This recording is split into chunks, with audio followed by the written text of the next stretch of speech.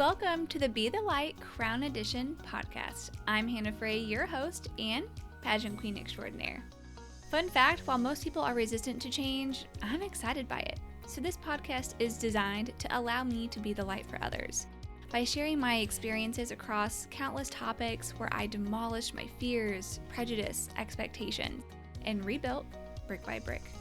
My hope is I can encourage you to seek knowledge, implement change, and above all, trust in God. So let's get to it. It's time for some you time.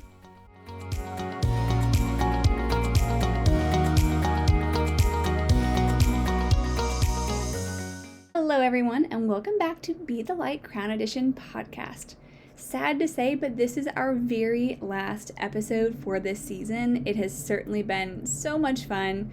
I've learned so much along the way, and I really appreciate everyone who has listened to each and every episode as they're released each week. I want to give everyone an opportunity to just take this summer to reset, rewind, and if you are still catching up on episodes, then you have that opportunity to do that.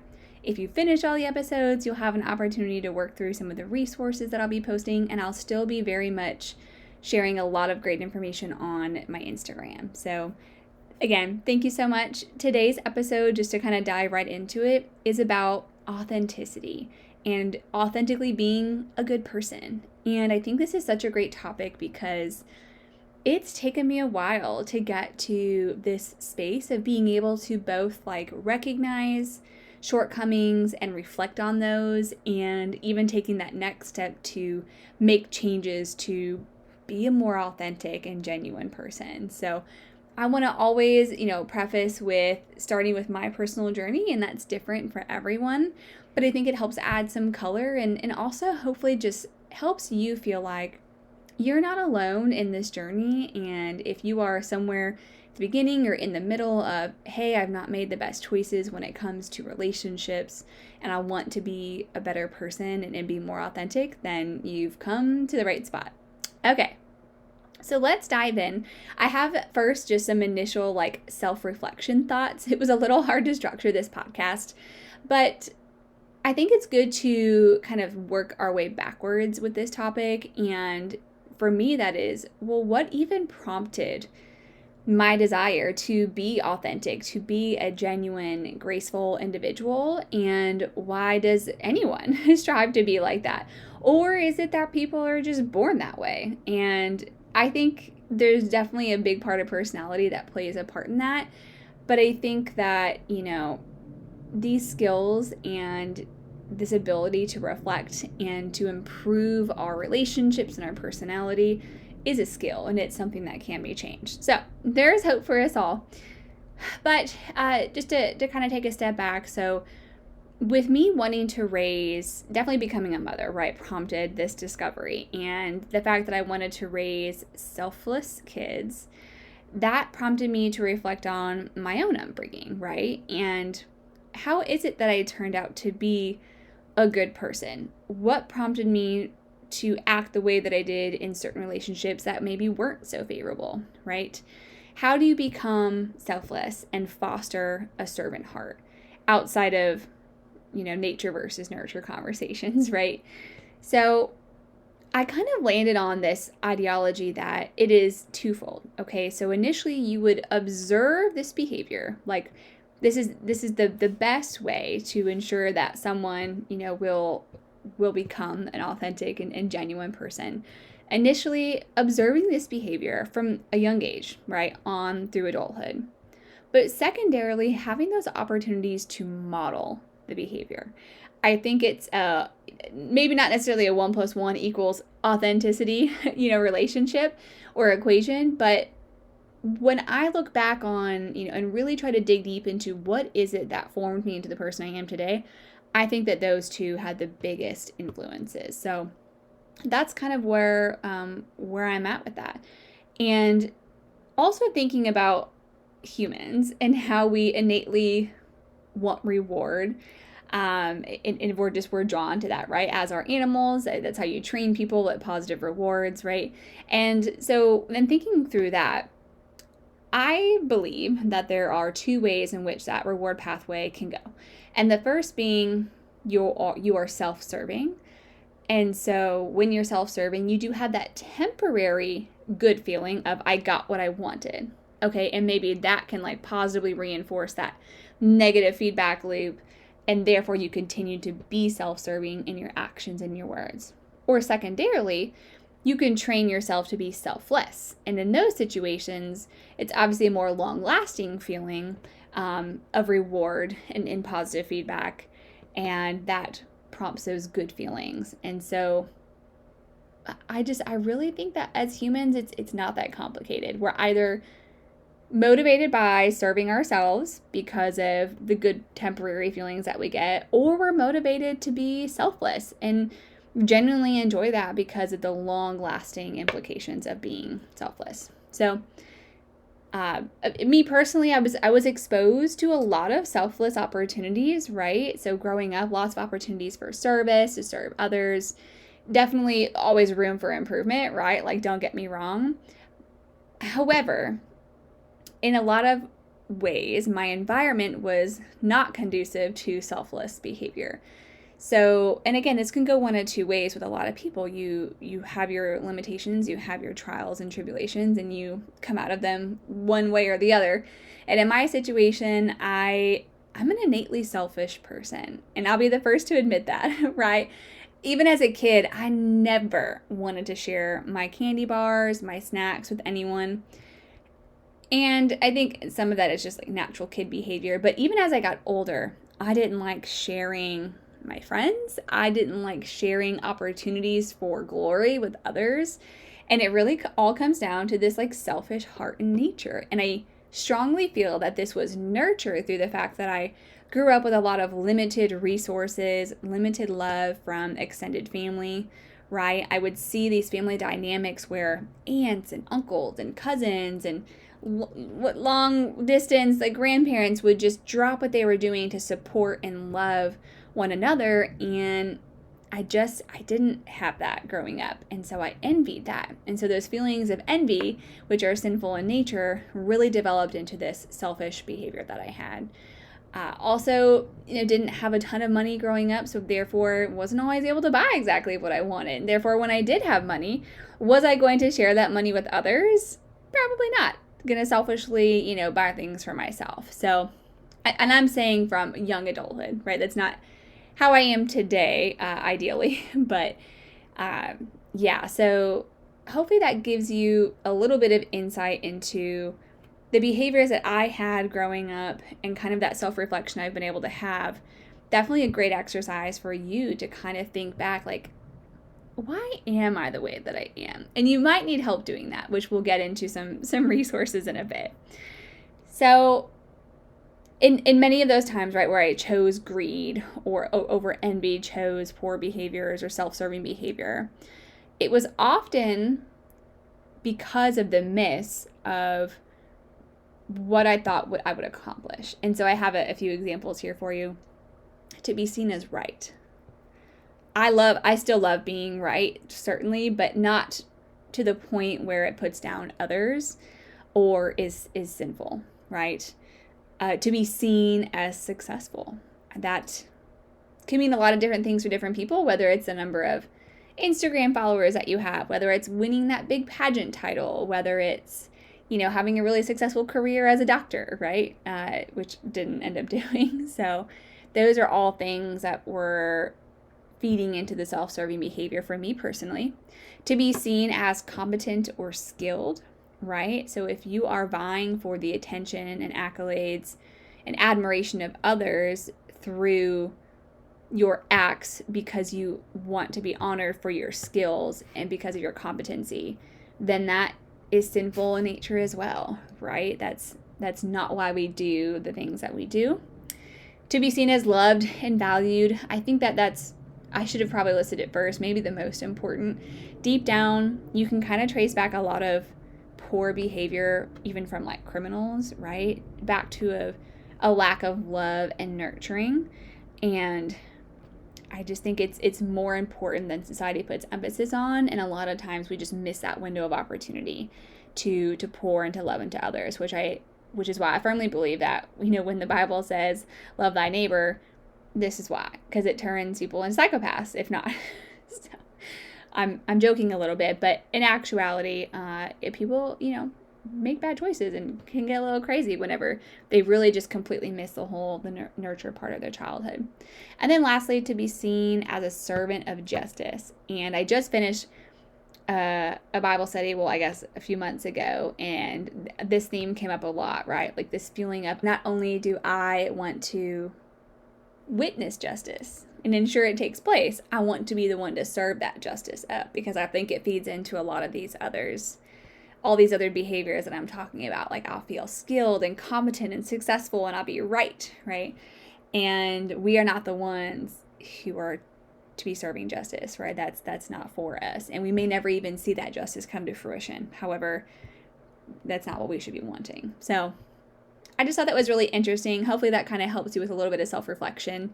And so I want to give you some exercises that I went through when observing my own behavior, and we're going to call it reframing. And I think this practice and this skill set of reframing is so helpful for so many things in our lives. Even if you're having a bad day, I'll say something like, I have to go get the kids from daycare. Okay, I get to go pick up my kids from daycare where they are safe and loved and bring them home to love on them. And I'm so thankful that I have these children, right? So those are kind of examples of reframing thoughts and behaviors.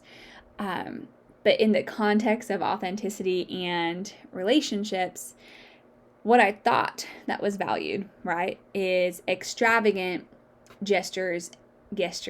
I've always struggled with this word, gestures. Oh boy. And gifts.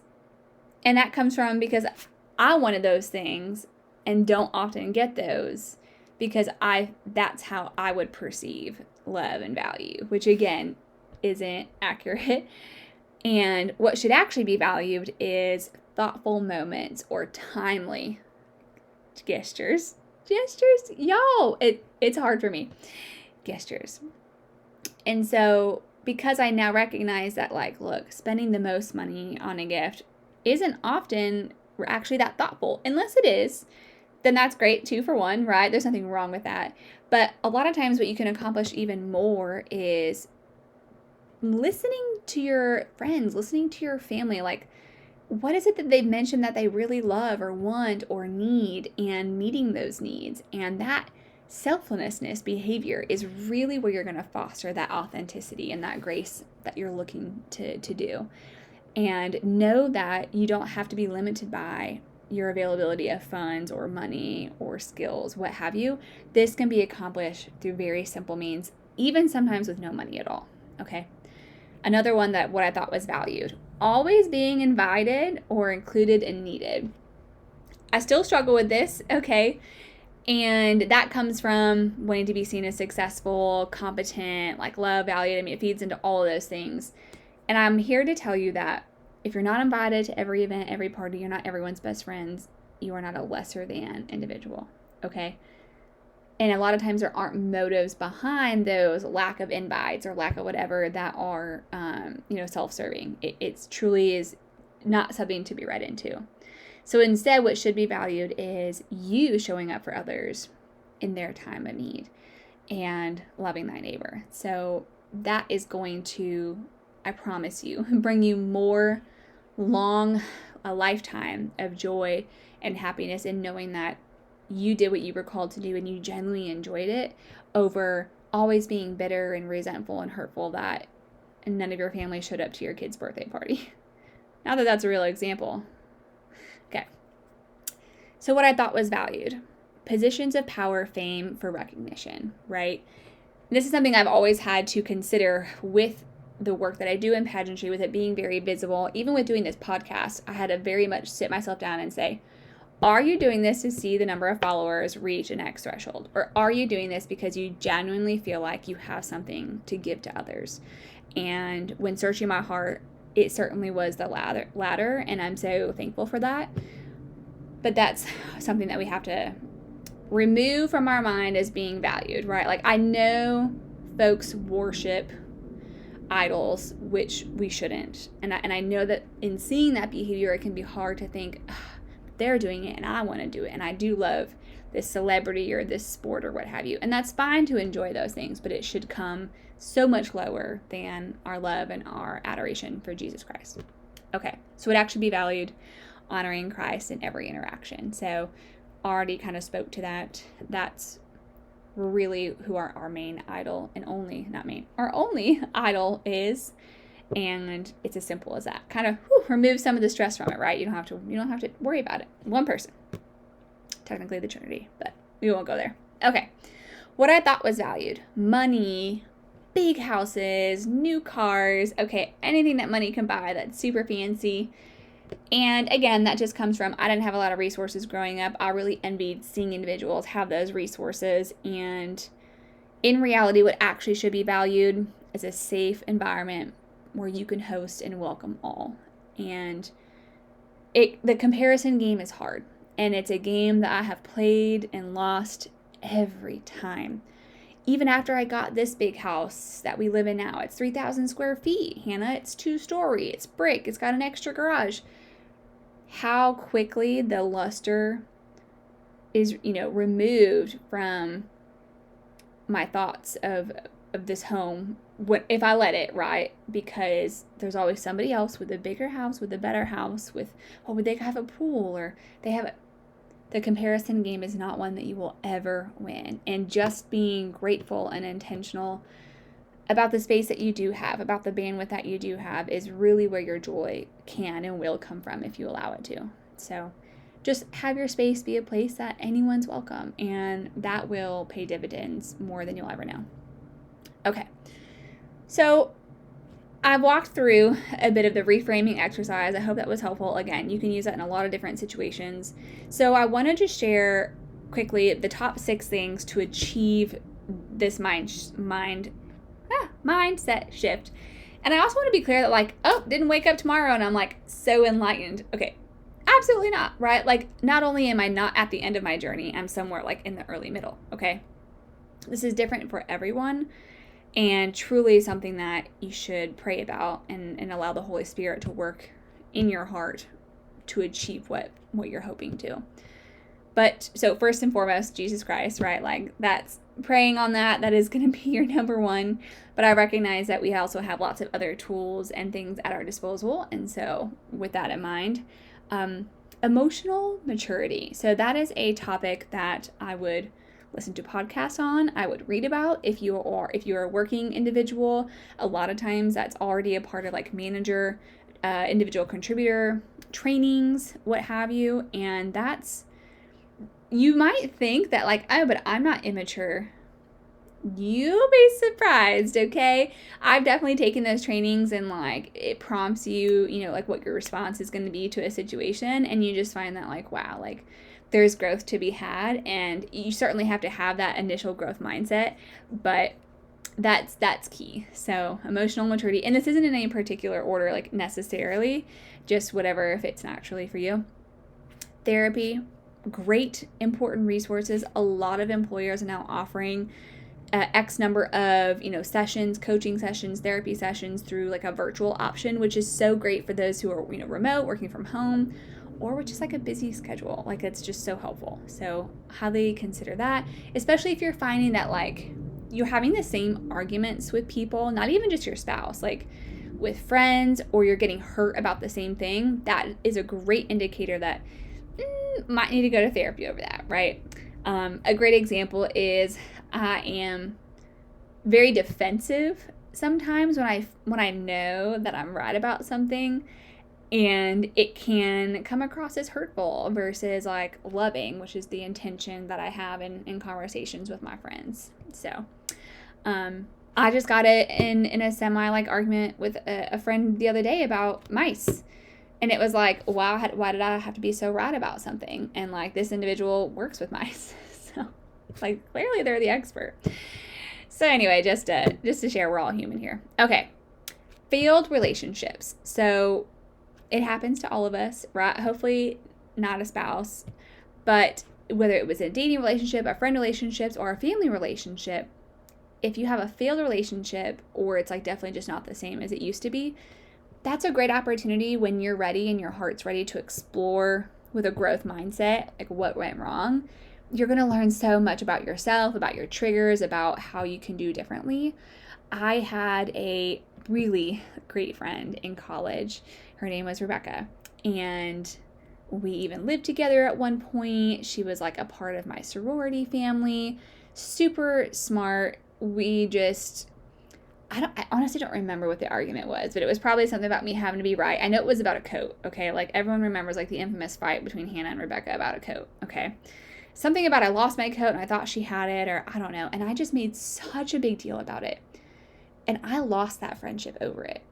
I mean, she was a mentor to me. She was someone I still have a lot of respect for. Now she's now a mom, a doctor, which, we were both pre-med at the time. And I lost that relationship over an argument over a coat.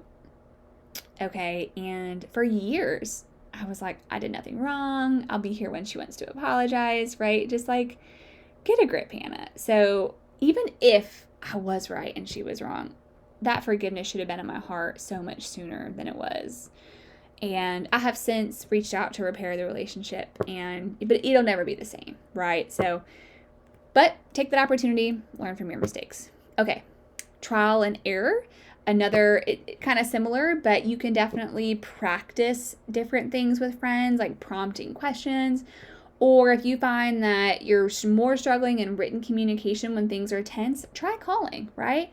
That might just be what you need to get your point across. I know that I am very abrupt and to the point, and I have friends who, when they are in like a heightened emotional state, take that more specifically than they would in other situations. So I have to be mindful of that. And that is both of our job. It is both my job to be aware of my friend's emotional state and triggers when I can. Ugh, the wind is like blowing my hair super crazy. Sorry, the fan's on again because it's like wicked hot up here. So it's additionally as much my responsibility to be aware of how they might respond as to like their responsibility to communicate to me if their needs change or what have you. And then lastly, self-reflection, which this is like that growth mindset that I mentioned. You got to do it. I would even say, like, if you struggle with relationships, the 24-hour pause is so great. That's a tool that you can use. Like, don't say, hey, I'm going to take a day and I'm going to think about it. And if they just, like, want to keep engaging with you, then they're not respecting your boundaries. So maybe set those boundaries ahead of time. It's like, hey, like, working on myself. Sometimes I get a little hot-headed. Like, if I say, like, hey, I still love you, I'm not going anywhere, but I just need some time, then they should respect that. And then additionally, I just had one other and that went out of my head. It's not on my notes. Self-reflection, 24-hour pause. Okay. I guess it's going to be it because now I can't think of what it was. All right. It's probably in my next section. Moving on. Find the light and be the light. Y'all, it's the last podcast episode for a while, so I guess I'm just a little giddy. A little rusty. Okay. So as a reminder, these sections are designed to be for two different types of people. Find the light is for those who are just getting started, who really just need like slow bite, quick wins, okay? Be the light are more for those who are like a little bit more ready for that next challenge, a little more advanced, or in a place to like spread this message and awareness themselves. So moving into find the light. Follow behavioral specialist on social media. And I say that because it's low lift, okay? I will recommend some in the show notes who I love. A lot of them are geared more for parents, but like doesn't have to. Listen, a lot of the tips that they're giving, like for how to treat your parents, you might be like, that might be a great way to like speak to my husband better, right? I've definitely had those revelations myself, so I'll be sure to share some of my favorite follows. That's a great way just to like slowly start to get exposed to like concepts of how to handle conflict or, how to have difficult conversations, that kind of stuff. All right, number 2, write down 3 attributes that you want to be known for. So I did this in a branding workshop, which I loved. And there's in the next section, it was a part of that session. So I'll share that here in a moment. But it was great because I crowdsourced some of this feedback. Like, okay, I think I know what my brand is, but like, what do people think about me? And it was really humbling, definitely, to get most of the responses back being like, you are the things that you think you are. And that's come through a lot of work and a lot of growth. I'm not the same person that I was in high school, not the same person that I was in college, not the same person that I was 4 years ago before I had my first son, right? So, Everett's birthday was yesterday. He's 4 now. It's crazy.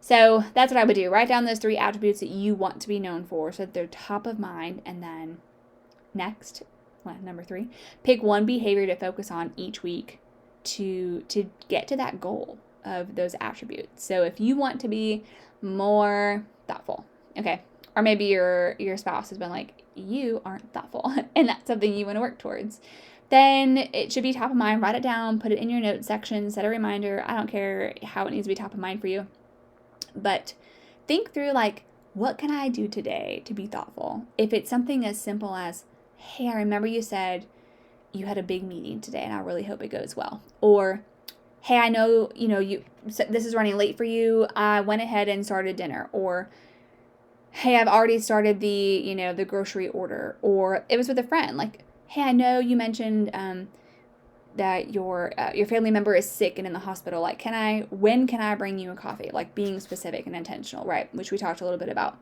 in another episode. So yeah, pick one behavior and like get to practice, right? Like, it might be a little rusty at first, and that's okay. All right. Next section is be the light. So first, personality test. Guys, those are a great way to get to learn yourself, get to learn why you respond the way that you do and how to work with others who have different personalities. So I love personality tests. I love the Enneagram. I love all of them. I've done a lot of them through work, so just a big fan. Number 2, ask for feedback from those close. So this was a part of the branding exercise that I did where I asked for feedback. And you don't have to do it super publicly if you don't want to like put it on your Instagram stories. But if you want to text a few folks and be like, hey, like, I genuinely like just want to be better. What could I do differently about this specific situation? Or like, what's one word that makes you think of me? Like, however you want to structure that.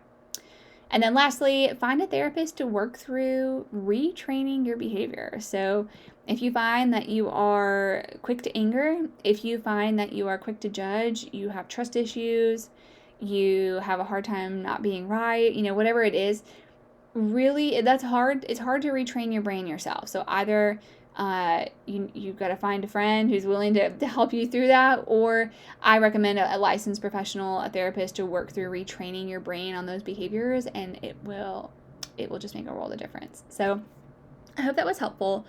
I will, as I mentioned, share those resources on the website per usual. Thank you again for an amazing first season of Be the Light Crown Edition. Lots of super exciting things planned for, in early fall. Whenever we come back, we'll be focusing on mini series that are like more topic hyper focused, which will be really exciting.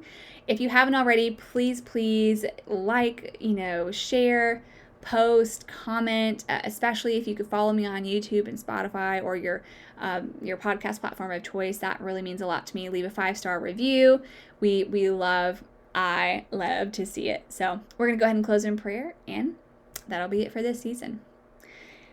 Dear God, I just want to thank you immensely for the trials and tribulations that you've walked alongside me through, and for the opportunity to be able to look back and look at those footprints in the sand and know that I wasn't walking alone even in those darkest times, and that I've had the opportunity to reflect on behavior and grow as a Christian, grow as a mother, or grow as a friend, and am just in a place where I can ask for forgiveness daily when I sin, when I make mistakes, and for this amazing platform to encourage and inspire others to educate themselves on how they too can become more authentic, have more grace, and just become a better, well-rounded Christian themselves. So we thank you so much for your guidance, for your love. In Jesus' name we pray.